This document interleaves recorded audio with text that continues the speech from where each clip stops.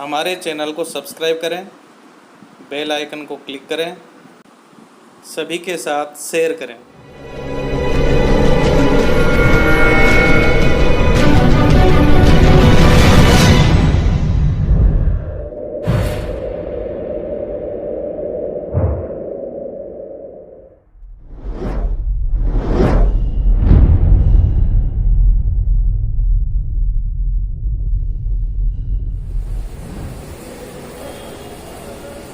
नमस्ते, maths class में आप सब बच्चों का फिर स्वागत है। कक्षा 10 में अपन समांतर श्रेणी ले रहे थे, उसमें अपने 2-3 वीडियो हो गए। समांतर श्रेणी जो अनुक्रम का ही एक रूप होता है, उसमें अपन ने फार्मूले पढ़े, फिर जो व्यापक रूप होता है उसके ऊपर ट्यूशन किए। यानी आपकी जो आरबीएससी बोर्ड में मैथ्स चलती है उसमें 5.1, उसमें तो आपको डी याद करना, ए याद करना, ऐसा है। अपन चला रहे थे 5.2 जो आपका एक्सरसाइज है, उस एक्सरसाइज में पहला क्वेश्चन अपना हो गया। अब अपन आगे दूसरा क्वेश्चन लेते हैं।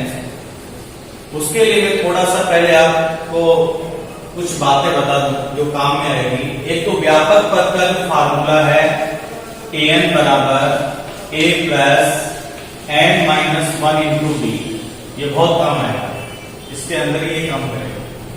एक मैंने ये कहा था, जैसे मान लो एक एग्जाम्पल के लिए बताऊं, मैं कोई श्रेणी यहां लिख रहा हूं 2, 5, 8, 11 ऐसे। अगर इस श्रेणी को मैं ऐसे छोड़ देता हूं तब तो ये अनंत पद की श्रेणी हो गई। इसमें अपन 20वां पद, 10वां पद, 50वां पद an के फार्मूले से निकाल सकते हैं।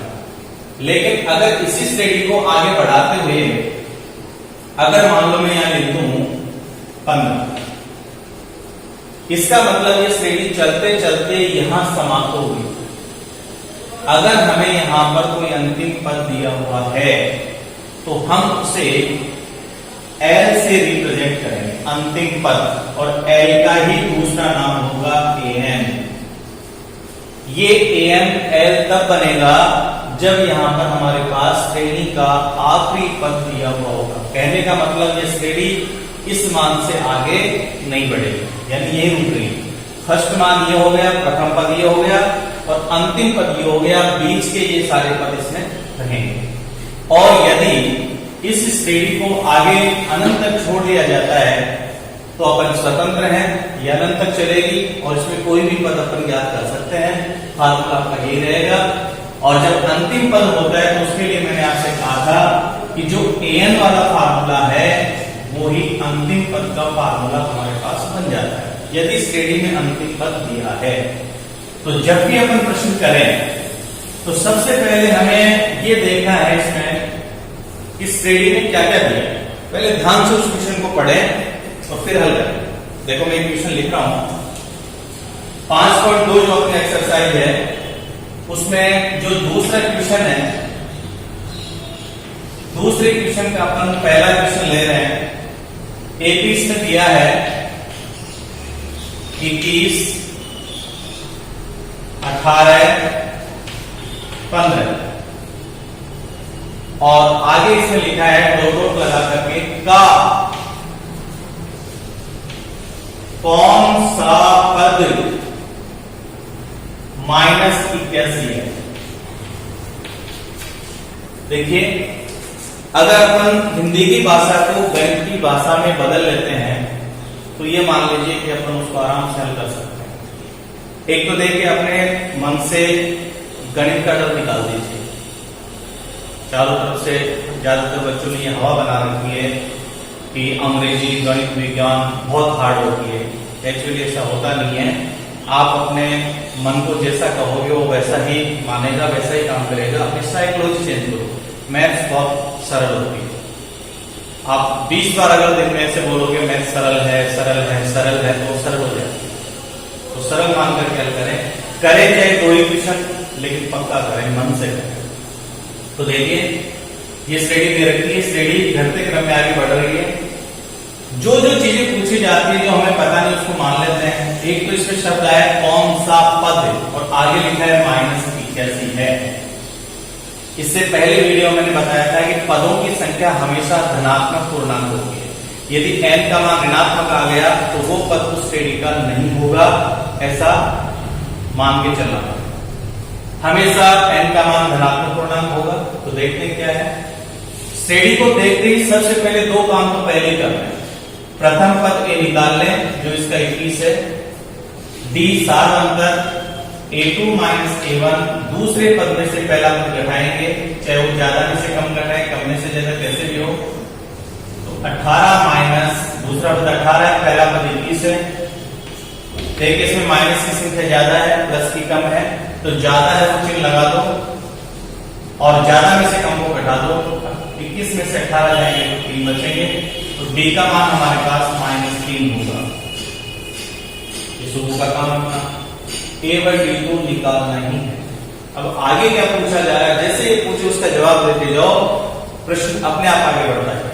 रटना नहीं है, रटते हैं तो फिर बोलते हैं कौन सा पद, तो कौन सा पद होगा, nवां पद।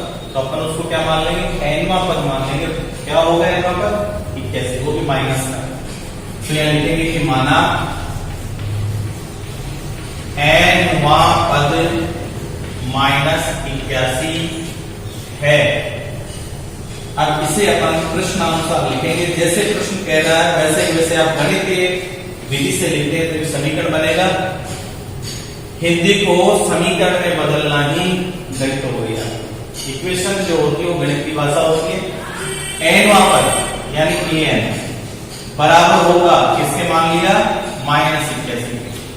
अब की बार हमें an का मान दिया है, इसलिए फार्मूले को पहले लिखेंगे, और यदि हमें an का मान निकालना है तो फार्मूले को बराबर के आगे लिखते हैं। तो देखिए -81 हमें दिया है तो बराबर -81 ऐसे रहेगा, और इसके पहले an का फार्मूला पर लिख देंगे जो हमें याद है, a plus n-1 into d। इसमें n और 1 दोनों साथ रहेंगे, एक साथ हल होंगे। जो इसका हल प्राप्त होगा वो d से गुना होगा।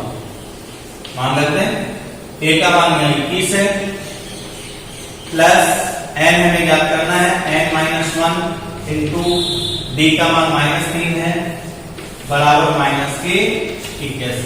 तो देखिए यहां में कौन सा पद है, n का मान हमें ज्ञात करना है। अब इसको देखो सरल करते हैं, 21 ऐसे रहेगा। अब देखिए n-1 दोनों के दोनों -3 से गुणा होंगे, तो -3 को प्लस के n से गुणा करते ही माइनस के 3n हो जाएंगे, और -1 को -3 से गुणा करते ही प्लस के 3 कम 3 हो जाएंगे, और बराबर -81। अब देखिए आगे हल करेंगे तो 21 और 3 दोनों प्लस के हैं, ये जुड़ जाएंगे, तो ये अपने पास हो जाएंगे 24, और माइनस का होगा 3n, ऐसे कैसे रहेगा, बराबर -81 दाएं पक्ष में ऐसे रहेंगे। पक्षांतरण कर दें, n का मान निकालना है, -3 बाएं पक्ष में ऐसे कैसे रहेगा, -81 दाएं पक्ष में ऐसे कैसे रहेगा, कोई चिन्ह नहीं बदलेगा। चिन्ह उसका बदलता है जिसका पक्ष बदलता है। तो देखो 24 बाएं पक्ष से दाएं पक्ष में जाएगा तो माइनस का होगा, या -3n बराबर, दोनों माइनस के हैं तो माइनस के जुड़ जाएंगे। ऐसे नहीं करेंगे माइनस माइनस प्लस हो गया, वो गुणा में होता है, इसमें हमें जोड़ना है। तो ये अपने पास आ जाएगा 105। अब यहां भी आप लोग गलतियां कर देते हैं, -3 को जैसे हम उधर ले जाते हैं तो आप प्लस का 3 लिख देते हैं, जबकि ये ध्यान रखो कि n से -3 गुणा हो रहा है, इसलिए उधर जाते हैं -3 का भाग लगेगा। तो ये होगा n बराबर -105 बटे -3, तो माइनस माइनस ये प्लस हो जाएगा, 3 से इसे काटेंगे तो 3 3 9, 3 5 15, यानी n का मान हमारे पास आ गया 35। और ध्यान से देखिए n का मान धनात्मक पूर्णांक है, इसका मतलब ये n सही है। तो इस प्रकार से अपन दिए गए क्वेश्चन को हल कर सकते हैं। अब इससे अगला क्वेश्चन लेते हैं दूसरा। तो इस प्रकार आप लोग यदि इसे हल करते जाएंगे तो आसानी से अपन इन क्वेश्चनों को हल कर सकते हैं। समांतर श्रेणी 10th के लिए एक नई चीज है, लेकिन है बहुत आसान। अगर डर बना करके पढ़ोगे तो सरल चीज भी हार्ड हो जाती है। आप इसे समझ को जरूर करें। अगला क्वेश्चन मैं ले रहा हूं, दूसरा है वही समांतर श्रेणी है जिसमें पद दिए हुए हैं 84, 80, 76, फिर डॉट डॉट है और आगे लिखा है का कौन सा पद शून्य है, का कौन सा पद शून्य है। थोड़ा सा चेंज कर दिया इस प्रश्न को। इससे पहले वाले प्रश्न में यहां था कौन सा पद -81 है और यहां दे दिया शून्य। तो जहां हमने n बराबर -81 लिखा था वहां शून्य लिखते हैं। और देखिए वही दो काम पहले करने हैं। ए प्रथम पद इसमें 84 है, b a2 - a1 दूसरे पद में से पहला पद घटाएंगे यानी 84 घटाएंगे तो देखिए माइनस की संख्या ज्यादा है तो माइनस के बचेंगे 4, तो b का मान -4 आ गया। n हमें ज्ञात करना है, इसमें a का मान हमें दे दिया 84 और फिर प्रश्न पूछा गया कौन सा पद शून्य है, तो अपन लिखेंगे कि माना nवां पद शून्य है, इसलिए अपन प्रश्नानुसार लिखेंगे। देखो प्रश्नानुसार का मतलब होता है जैसा प्रश्न कह रहा है वैसे वैसे हम लिखते हुए चलेंगे। ये लिखना बहुत अच्छा रहता है और चेक करने वाला भी प्रभावित होता है कि भाई प्रश्न के अनुसार समीकरण लिखेंगे। अगर उसको चेक करना है तो प्रश्न को पढ़ लें। तो देखिए कौन सा पद शून्य है, तो माना nवां पद शून्य है, तो nवें पद को अपन लिखते हैं an बराबर ये पद किसके होगा, शून्य के, इसलिए हम an को शून्य के बराबर लिखते हैं। अब बराबर शून्य दिया है ये तो ऐसे कैसे रहेगा, और बाएं पक्ष में n का फार्मूला लिख देंगे तो ये होगा a plus n-1 into d, ये समीकरण होगा। मान रखेंगे इसमें a का मान 84 प्लस n-1 एक साथ रहेगा इंटू d का मान -4 बराबर 0। हल करते हैं 84 पहले की तरह हो गया, माइनस के 4 को प्लस के n से गुणा करेंगे तो माइनस के 4n और -1 को -4 से गुणा करेंगे प्लस के 4 बराबर होगा 0। देखिए 84 और 4 दोनों प्लस के हैं, जोड़ करके हो जाएंगे 88, तो अपन यहां लिख देंगे या 88 -4n और बराबर होगा 0। पक्षांतरण करते हैं, माइनस के 4n बाएं पक्ष में रहेंगे ऐसे कैसे, अब 0 को लिखने की आवश्यकता नहीं है, जोड़ेंगे घटाएंगे कोई फर्क नहीं पड़ेगा। 88 को उधर ले जाएंगे तो ये माइनस के 88 हो जाएंगे या n बराबर होगा माइनस के 88 में। ध्यान देना माइनस के 4n से गुणा है, इधर आते भाग होगा, -4 से भाग दे देंगे, नीचे आ जाएगा, माइनस माइनस प्लस हो जाएगा, 4 से आप इसे काटोगे तो 22 बार कटेगा, तो हमारे पास n का मान 22 आएगा। और वही शर्त नियम के अनुसार आ गया, n हमेशा धनात्मक पूर्णांक होता है, धनात्मक भी है पूर्ण संख्या भी है, इसका मतलब n बिल्कुल सही है। तो कौन सा पद शून्य होगा, 22वां पद। तो आप यहां लिख सकते हैं, इसलिए समांतर श्रेणी का 22वां पद शून्य होगा।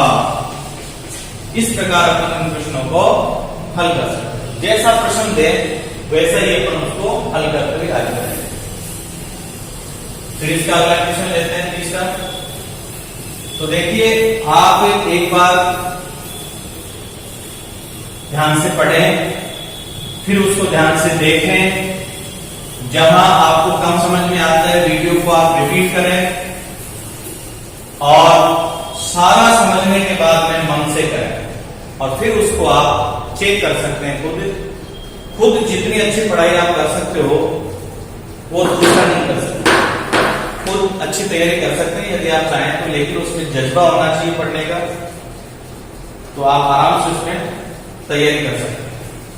आगे देखो इसका तीसरा क्वेश्चन है दूसरे का, और तीसरे में दिया है क्या संख्याओं के अनुक्रम जो भी आपको दिए हैं का कोई पद 301 है। तो श्रेणी दे रखी है 5, 11, 17 और आगे दिया है इसमें 23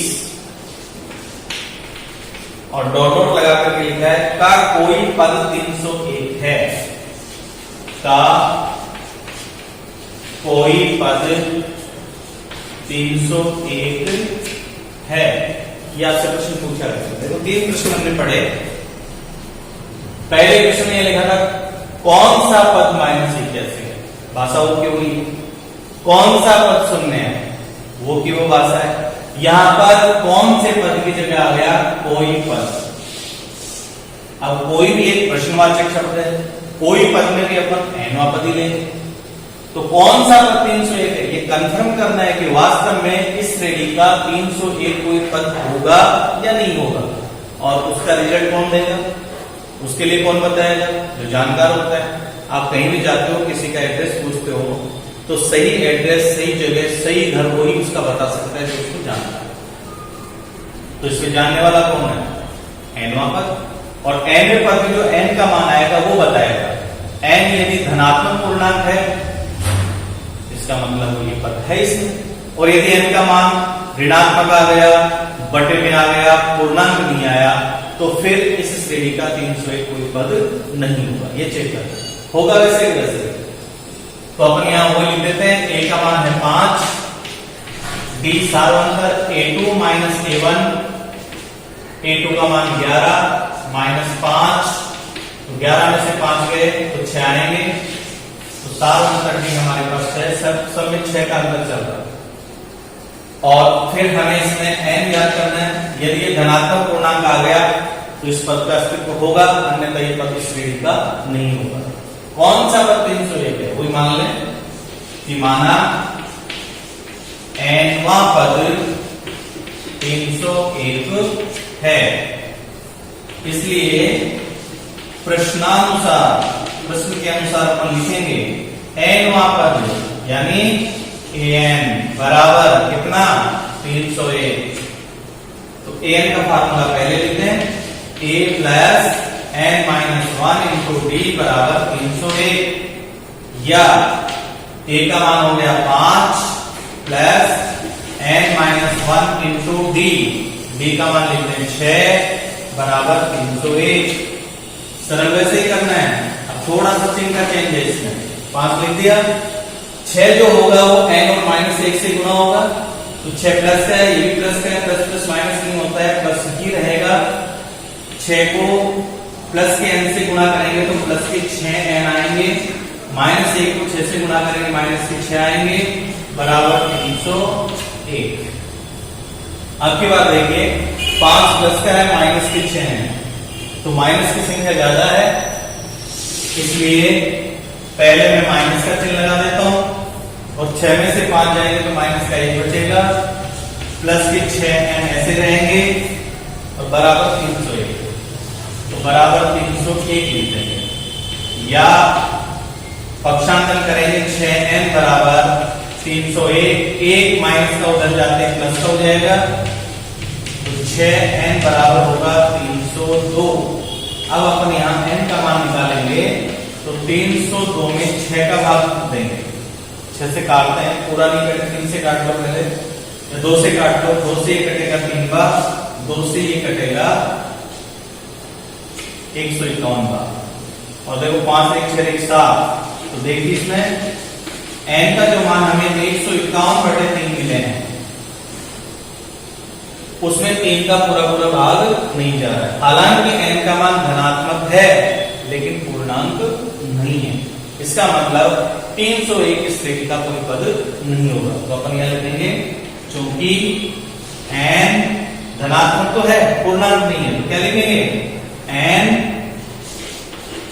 पूर्णांक नहीं है। अतः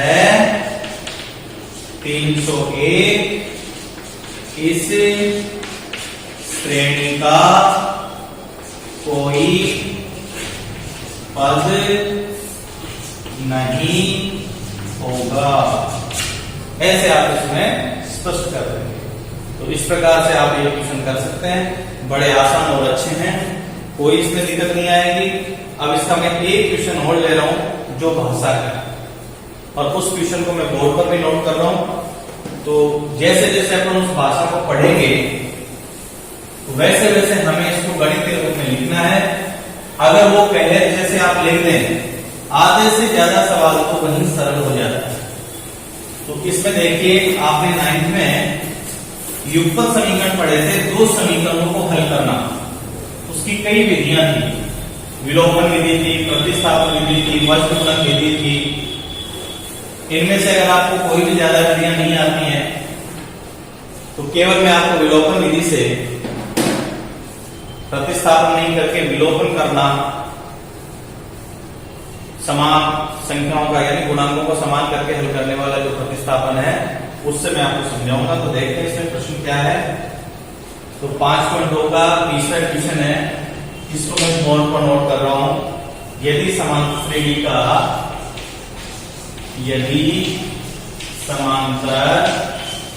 श्रेणी का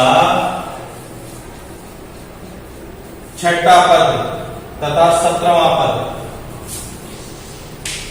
छठा पद तथा 17वां पद क्रमशः, छठा पद और 17वां पद क्रमशः 19 तथा 41 है।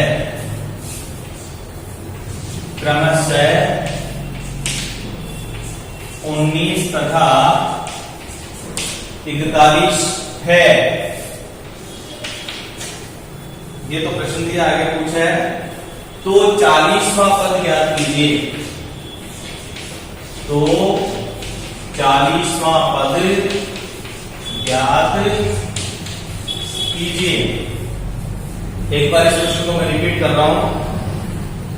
यदि समांतर श्रेणी का छठा पद तथा 17वां पद, छठा पद यानी छठवां पद तथा 17वां पद क्रमशः 19 तथा 41 है, 19 और 41 है, तो 40वां पद ज्ञात कीजिए। पहले तो इस प्रश्न को समझिए। श्रेणी कौन सी है? समांतर। उसमें दो पद दिए, एक तो छठवां पद और एक 17वां पद। क्रमशः, क्रमशः का मतलब क्रम से, पहले दिया है छठवां पद, तो पहला मान छठवें पद का होगा, और दूसरे नंबर पर दिया 17वां पद, तो दूसरा मान जो 41 है वो दूसरे मान के लिए होगा। तो मैंने आपको डायरेक्ट सूत्र लिखने का एक तरीका बताया था, उससे ये तुम करेंगे देखो। और इसमें 40वां पद ज्ञात करना है, यानी A40 हमें ज्ञात करना है। तो इसको देखो कैसे नोट करते हैं, पहले नोट कर लेते हैं। जैसे अपन कहते हैं ना कि गन्ना जब खाया जाता है तो गन्ना एक अलग चीज होती है, जूस पीते हैं आप उसका, तो क्या उसके छिलके काम में लेते हैं? अपन क्या करते हैं, गन्ने का जूस निकाल करके छिलके को फेंक देते हैं, जूस को पी जाते हैं। गणित में भी क्या है, पूरा प्रश्न इसमें रस भी है, छिलके भी है। तो रस वो होता है जो हल करने के काम में आएगा, तो रस लेंगे, छिलकों को फेंक देंगे, मतलब काम। यदि समांतर श्रेणी का छठवां पद, तो अपन इस क्वेश्चन को देखो हल करते हैं। छठवां पद यानी A6, ये छठवां पद हो गया A6, पांचवा पद A5, छठवां पद इसमें दिया है 19, तो एक चीज तो मैंने ये नोट कर ली, छठवां पद 19 है। फिर दिया 17वां पद यानी A17, ये हमें दे दिया 41, और याद क्या करना है, 40वां पद यानी AN की जगह 40वां पद AN के फार्मूले से निकलेगा जहां n का मान 40 होगा। लेकिन जब तक हमारे पास A, N और D नहीं आएगा तब तक हम कुछ नहीं कर सकते। तो N तो हमारे पास आ गया 40, A और D नहीं है, दो अज्ञात राशि हैं, तो दो अज्ञात राशियों के लिए दो समीकरण बनेंगे, और इसको विलोपन विधि से हल करेंगे। समझा देता हूं, पीछे पढ़ा है, एक बार समझने की कोशिश करना। पहला जो आपने मान लिखा है इससे एक समीकरण बनेगा, दूसरे से दूसरा। कैसे बनाते हैं देखिए। नंबर A6 यानी छठवां पद 19 है, छठवें पद का मानक रूप लिखा जाता है A प्लस, यहां पर अगर 6 है तो D के साथ 5 लिखेंगे, ये कम लिखते हैं, बराबर 19। तो देखो ACC छठा a प्लस 5b बराबर 19। एक समीकरण हो गया। दूसरा समीकरण देखो इससे बनाएंगे 17वां पद बराबर 41। तो माध्य रूप में क्या लिखेंगे a प्लस 17 में से कम करेंगे 16b बराबर 41। तो देखो ये हमारे पास दो समीकरण आ गए। रैखिक समीकरण की तरह उसमें x y याद कर सकते हैं। अब दोनों समीकरणों को देखो अपन एक साथ लिखेंगे a प्लस 5b बराबर 19। ये हो गया समीकरण नंबर 1। इसके नीचे लिखेंगे दूसरा a प्लस 16d बराबर 41 समीकरण नंबर 2। इस प्रश्नावली में ज्यादातर आपको a के मान समान मिल जाएंगे। तो विलोपन विधि का नियम क्या है? राशि समान होनी चाहिए, नहीं है तो पूर्णांकों से पूर्णांक गुणा करके बराबर कर लेते हैं। इसमें देखो बराबर है। अगर समान चिन्ह है तो घटाने का नियम लगाते हैं और विपरीत चिन्ह है जोड़ने का लगाते हैं। घटाने पर नीचे के पदों के चिन्ह बदलते हैं और जोड़ने पर नहीं बदलते। इतना ध्यान आपको रखना है। जो 9 में लिखा तो देखिए ये समान है, मान के अंदर समान है, इसमें डी अलग अलग है। ये 5 है इसका मान, इसमें 16 है।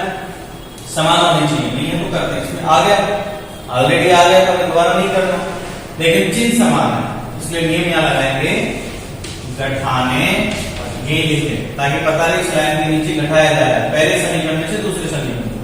घटाते समय चिन्ह बदलते हैं। कहां बदलोगे? यहां देखो कुछ भी नहीं प्लस है, इसके नीचे चिन्ह बदलेंगे माइनस। ये प्लस है माइनस, और यहां देखो बराबर के इधर ये प्लस का चिन्ह है माइनस। कहीं ऐसा नहीं कि सामने लिख दें। अब देखिए समान संख्या विपरीत चिन्ह तो कट गया। अब माइनस के 16 है, 5 जो है वो किसके हैं? प्लस के हैं, तो माइनस का चिन्ह लगा दो और 16 में से 5 घटाओ तो ये आएगा 11t और बराबर 41। माइनस के ज्यादा है, 19 प्लस के कम है तो माइनस का चिन्ह लगाओ। 41 में से 19 घटाओ तो 11 में से 9 गए, 2 बचेंगे, या 3 हो गया, 3 में से 1 गया, 2 बचेंगे, माइनस के 22। अब इसमें वो माइनस की गलती मत करना। माइनस के 11 डी से गुणा है इसलिए डी बराबर होगा माइनस के 22 में माइनस के 11 का भाग लगेगा तो माइनस माइनस प्लस हो जाएगा। 11 से 22 दो बार करेगा। अब आप ये मत सोचना कि डी का मान धनात्मक ही आता है। मैंने केवल एन के लिए कहा है एन का मान धनात्मक पूर्णांक होता है। डी का मान प्लस माइनस बटा कैसा भी आ सकता है, ए का मान भी कैसा भी हो सकता है। अब ये डी का मान समीकरण 1 में रखेंगे तो हमें ये प्राप्त हो जाएगा। तो अगला जो अपना स्टेप होगा वो होगा कि d बराबर 2 समीकरण 1 में रखने पर पहला समीकरण नोट कीजिए। तो पहला समीकरण है a प्लस 5b बराबर 19 समीकरण नंबर 1। यहां प्रतिस्थापन कर लें, d की जगह 2 लिखेंगे तो देखिए ये आएगा या a प्लस b का मान 5 से गुणा है तो 5 गुणा d की जगह 2 लिखेंगे बराबर 19 या a प्लस 5 गुनी 10 बराबर 19 या a बराबर पक्षांतर करो 19 माइनस 10 या a बराबर आएगा 9। देखो a हमारे पास आ गया, d हमारे पास आ गया। अब अपन 40 पर ज्ञात कर सकते हैं। तो ये इसका पहला भाग हो गया a, ये इसका दूसरा भाग b हो गया। अब तीसरा भाग c ज्ञात करेंगे तो देखो a हमारे पास आ गया 2, सॉरी a का मान आ गया 9, b का मान आ गया 2 और प्रश्न आपसे पूछा गया है 40वां पद। तो यहाँ देखो n की जगह 40 है तो n बराबर 40 लिख करके an ज्ञात कर लेंगे। तो n बराबर होगा a plus n minus 1 into D. तो ये होगा a 40, a का मान 9 प्लस n का मान 40 माइनस 1 इंटू डी का मान 2। तो बराबर 9 प्लस 40 में से 1 गया 39 इंटू 2। तो ये 9 प्लस पहले 39 को 2 से गुणा करो, 9 गुणे 18 असल की 1, 3 दूनी 6 1 7। अब 78 में 9 को जोड़ेंगे तो जैसे अपन 78 में 9 को जोड़ते हैं तो 9 8 17 असल की 1, ये 87 आएगा। यानी इस श्रेणी का 40वां पद हमारे को 87 प्राप्त होगा। कहने का मतलब क्या होगा कि समान श्रेणी का हमें अगर 2 पद दिए, 6वां और 17वां पद दे दिया तो 40वां पद याद करो। तो हमने क्या किया इसमें 6वें पद का समीकरण बना लिया, a + 5b = 19। 17वें पद के लिए a + 16d = 41। दोनों समीकरणों को विलोपन विधि से हल कर दिया, d आ गया, d का मान समीकरण 1 में रखा, a आ गया, a/d आ गया, n का मान हमें 40 दिया था, व्यापक फार्मूले से 40वां पद निकाल लिया। इस प्रकार से चलेगा। आज हम इस वीडियो में इतना ही लेंगे, आप इसका अभ्यास करना। मैंने फोटोकॉपी से आपके क्वेश्चन भेज दिए थे, उनको आप करते रहना, होमवर्क की तरह तैयारी करो। सेफ रहो, खुश रहो और एकदम स्वस्थ रहो, बीमार नहीं होना है, ठीक है। और पढ़ाई को जारी रखो। पता नहीं कब स्कूल खुल जाए, कब आप ये पढ़ना शुरू करें, लेकिन निरंतर आप पढ़ते रहेंगे तो आपकी थोड़ी रुचि बढ़ेगी। तो आज आप इतना ही लेते हैं। आगे के जो क्वेश्चन है अगले वीडियो में फिर आपके साथ मिलते हैं, नया और करवाते हैं आपको। तब तक के लिए ठीक रहें, स्वस्थ रहें और अपने घर का सेफ रहें। धन्यवाद।